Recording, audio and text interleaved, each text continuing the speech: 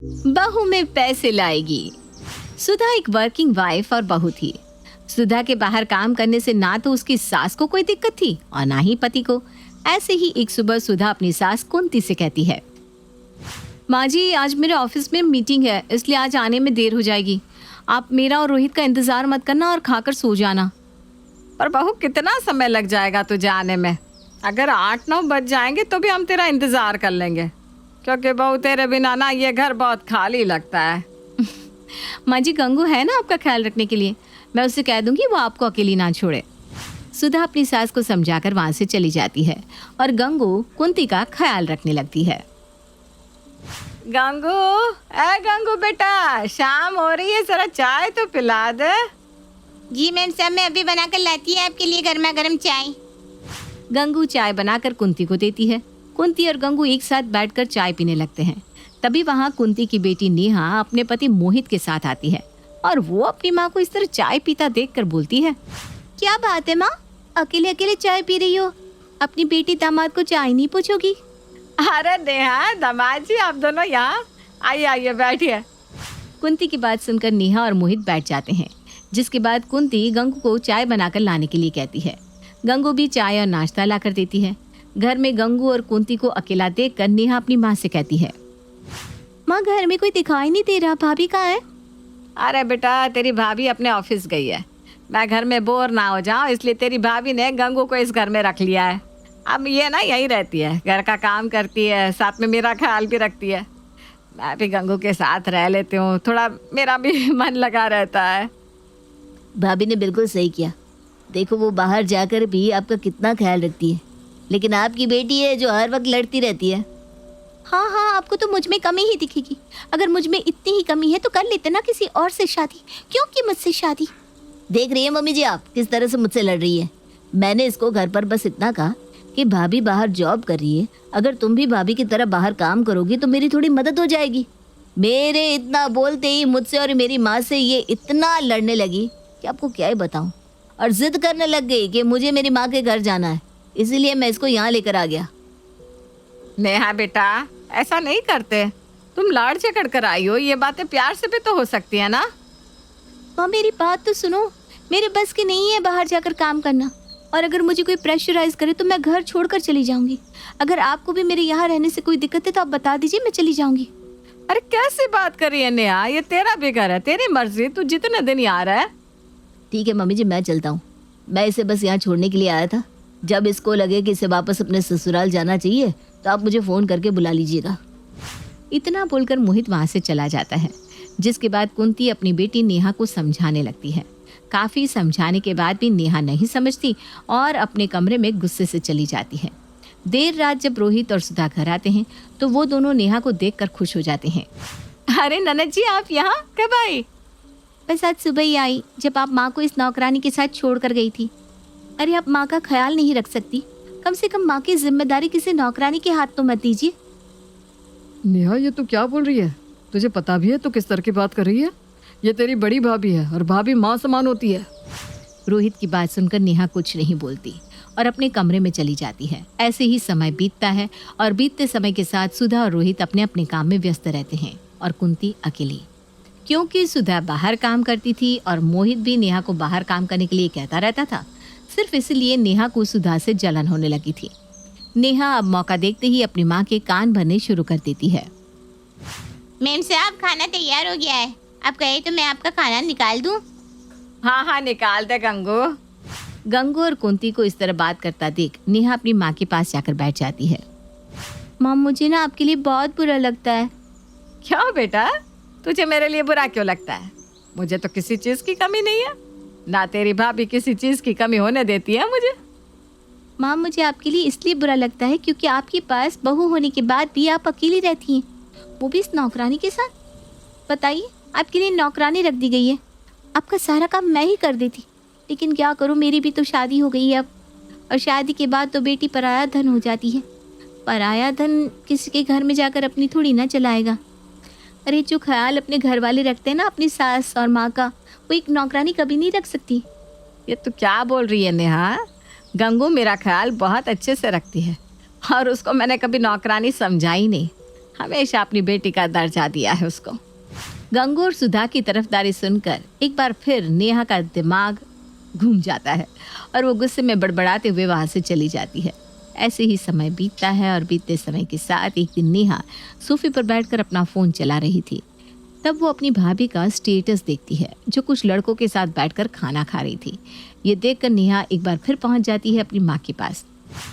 माँ, मैं कह देती हूँ, आप भाभी पर ना लगाम लगा लीजिए, नहीं तो वो किसी दिन आपकी नाक कटवा कर मानेगी। अरे उनका बस चले ना तो वो इस घर की इज्जत को बाजार में उछाल कर रख देगी। मैं बोलती हूँ तो आप लोग मुझ पर गुस्सा होते हो क्योंकि अब मेरी शादी हो गई है ना, इसलिए। अरे पर हुआ क्या है, कुछ तो बता। तू क्यों इतना भड़क रही है? आखिर बात क्या है? किस वजह से तू अपनी भाभी पर इतना गुस्सा कर रही है? ऐसा भी क्या कर दिया उसने? अपनी माँ की बात सुनकर नेहा अपने फ़ोन में अपनी भाभी की फ़ोटो दिखाती है। देख लो अपनी बहू को, कैसे आदमियों के साथ गुलछर्रे उड़ा रही है। हर समय भाभी आदमियों के साथ रहती है। आदमियों के साथ भाभी का उठना बैठना खाना पीना सब है। अरे अगर 4 लोगों ने देखा ना तो वो लोग आपस में यही कहेंगे कि कुंती ने अपनी बहू को इतनी आज़ादी दे रखी है कि वो आदमियों के साथ उठ बैठ रही है। कुंती की बहू को अपने घर की इज्जत की परवाह ही नहीं है। नेहा के फ़ोन में सुधा को उसकी कंपनी वालों के साथ देखकर और नेहा की बातों से कुंती गुस्से में आ जाती है। तो सही कह रही है नेहा, आने दे बहू को। आज मैं इसकी अच्छे से खबर लूँगी। इसने तो हमारी इज्जत उछाल कर रख दी है। अगर इसको अभी नहीं रोका गया तो ये मेरी इज्जत को तार तार करके रख देगी। अब देखती हूँ भाभी को माँ बाहर काम कैसे करने देती है। आखिरकार नेहा अपनी माँ के कान भरने में कामयाब हो ही जाती है और वो अपनी माँ को भड़का देती है। कुंती भी अपनी बहू का इंतज़ार करने लगती है। शाम को जब सुधा अपने घर आती है तब वो कुंती को ऐसे गुस्से में देखकर कहती है, माँ जी क्या हुआ, आप इतने गुस्से में क्यों बैठी हैं? कुंती कुछ बोलती उससे पहले रोहित वहाँ आ जाता है। रोहित को देखकर कुंती उससे कुछ नहीं कह पाती, जिसके बाद सभी लोग खाना खाकर अपने अपने कमरे में चले जाते हैं। अगली सुबह कुंती हॉल में बैठी थी, तभी वहाँ नेहा आती है और अपनी माँ के कान एक बार फिर भरने लगती है। माँ, कल रात तो आप बड़ा गुस्से में कह रही थी, आने दो, आज मैं उसे छोड़ूंगी नहीं, ये वो पता नहीं क्या क्या। हाँ, और रात को जब भाभी आई तो आप चुप क्यों हो गई? नहीं बेटा, मैं चुप नहीं हूँ, बल्कि इसको तो मैं अब बताऊंगी, तो बस देखती जा। कुंती अब गुस्से में अपनी बहू को बुलाती है। बहू, ए बहू कहाँ है? जरा बाहर तो आ, बात करनी है तुझसे। अपनी सास की आवाज़ सुनकर सुधा अपने हाथ में 10,000 रुपये लेकर आ जाती है, जहां वो अपनी ननद को भी देखती है।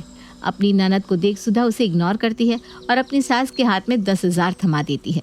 मम्मी जी, पहले आप ये पैसे रख लीजिए। मेरी सैलरी आ गई थी कल रात, मैं बहुत ज़्यादा थक गई थी ना, तो दे नहीं पाई, पर अभी आपको ये पैसे दे रही हूँ, ठीक है? हाँ, बताइए आप क्या बात करना चाहती थी? कुछ कहना था आपको?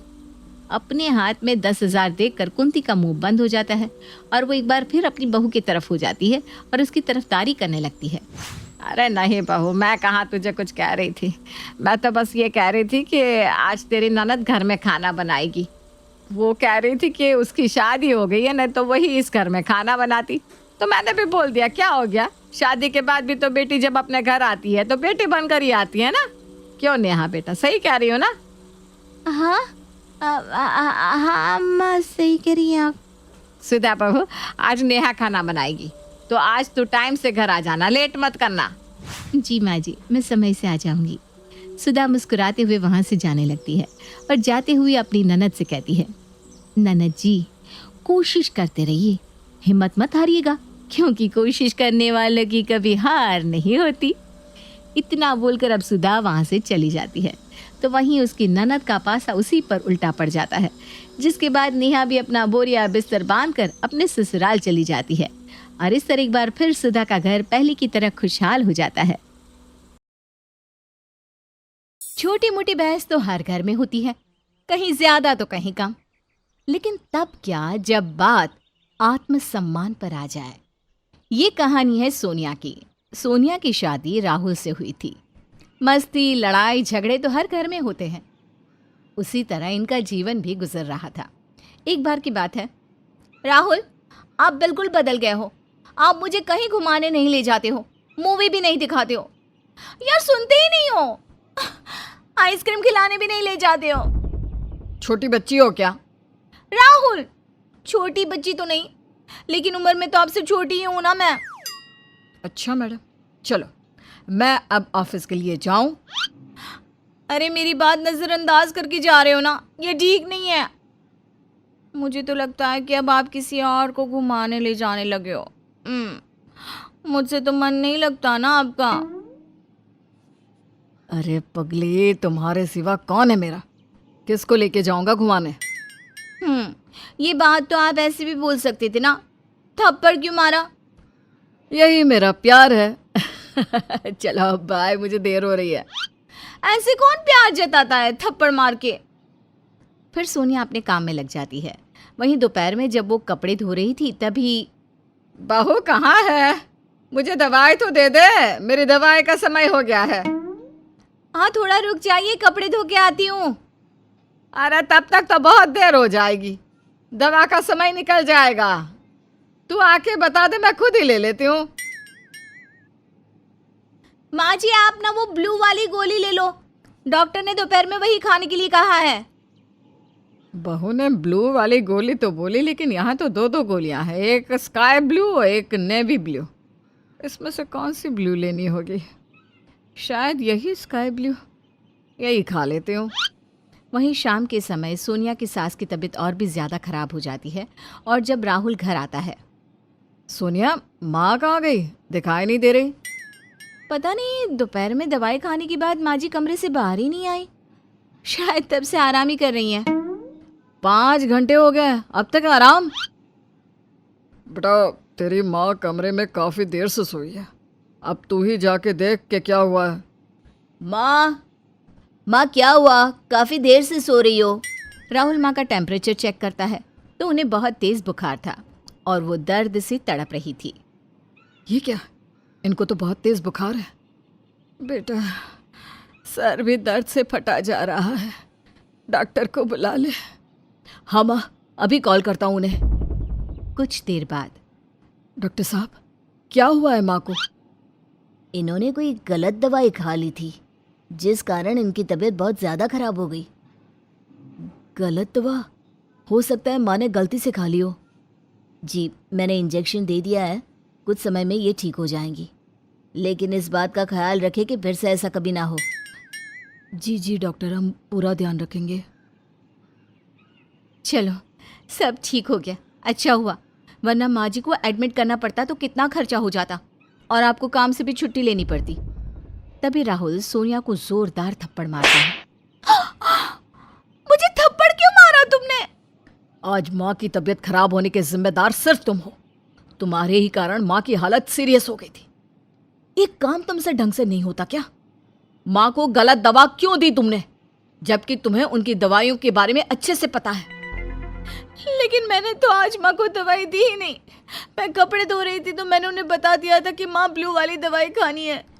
अब राहुल को सोनिया पर और भी ज्यादा गुस्सा आता है। उसमें 2 ब्लू वाली दवाई है। नॉनसेंस औरत, किसी काम के नहीं हो तुम।